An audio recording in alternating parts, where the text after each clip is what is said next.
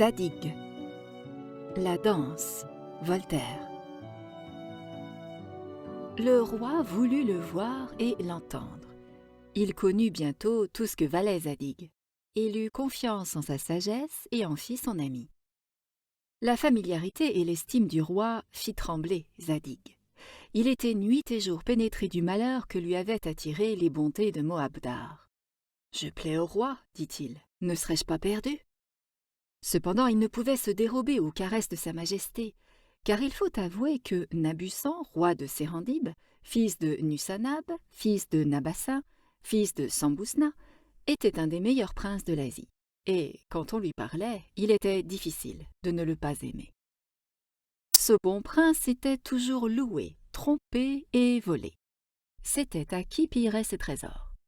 Le receveur général de l'île de Serendib donnait toujours cet exemple, fidèlement suivi par les autres. Le roi le savait. Il avait changé de trésorier plusieurs fois, mais il n'avait pu changer la mode établie de partager les revenus du roi en deux moitiés inégales, dont la plus petite revenait toujours à sa majesté et la plus grosse aux administrateurs. Le roi Nabussan confia sa peine au sage Zadig. « Vous qui savez tant de belles choses, lui dit-il, ne sauriez-vous pas le moyen de me faire trouver un trésorier qui ne me vole point ?»« Assurément, répondit Zadig, je sais une façon infaillible de vous donner un homme qui a les mains nettes. Le roi, charmé, lui demanda en l'embrassant comment il fallait s'y prendre.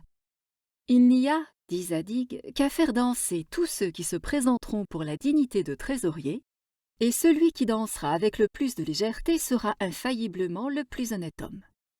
Vous vous moquez, dit le roi. Voilà une plaisante façon de choisir un receveur de mes finances. Quoi, vous prétendez que celui qui fera le mieux un entrechat sera le financier le plus intègre et le plus habile?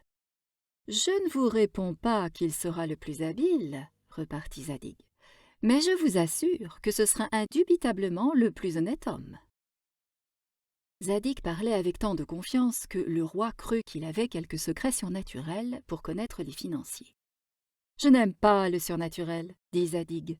Les gens et les livres à prodiges m'ont toujours déplu. Si votre majesté veut me laisser faire les preuves que je lui propose, elle sera bien convaincue que mon secret est la chose la plus simple et la plus aisée. » Nabussan, roi de Serendib, fut bien plus étonné d'entendre que ce secret était simple que si on le lui avait donné pour un miracle. « Or bien, dit-il, faites comme vous l'entendrez. »« Laissez-moi faire, dit Zadig, vous gagnerez à cette épreuve plus que vous ne pensez. » Le jour même, il fit publier au nom du roi que tous ceux qui prétendaient à l'emploi de haut receveur des deniers de sa gracieuse majesté Nabussan, fils de Nusanab, eussent à se rendre, en habit de soie légère, le premier de la lune du crocodile, dans l'antichambre du roi. Ils s'y rendirent au nombre de 64. On avait fait venir des violons dans un salon voisin.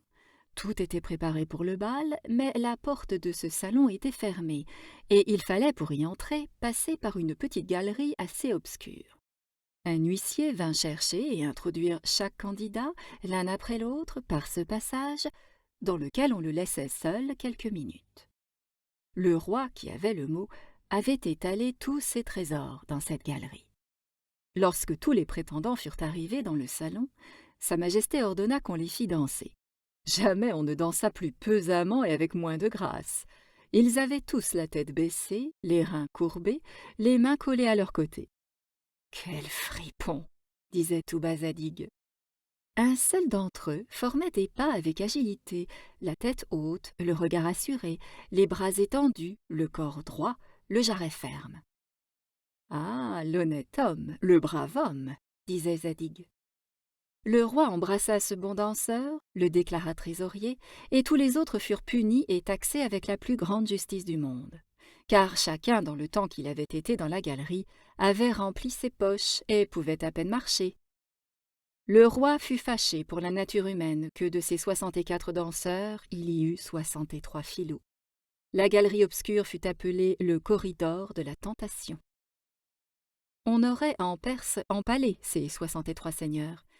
En d'autres pays, on eût fait une chambre de justice qui eût consommé en frais le triple de l'argent volé et qui n'eût rien remis dans les coffres du souverain. Dans un autre royaume, il se serait pleinement justifié et aurait fait disgracier ce danseur si léger. À Serendib, ils ne furent condamnés qu'à augmenter le trésor public, car Nabussan était fort indulgent.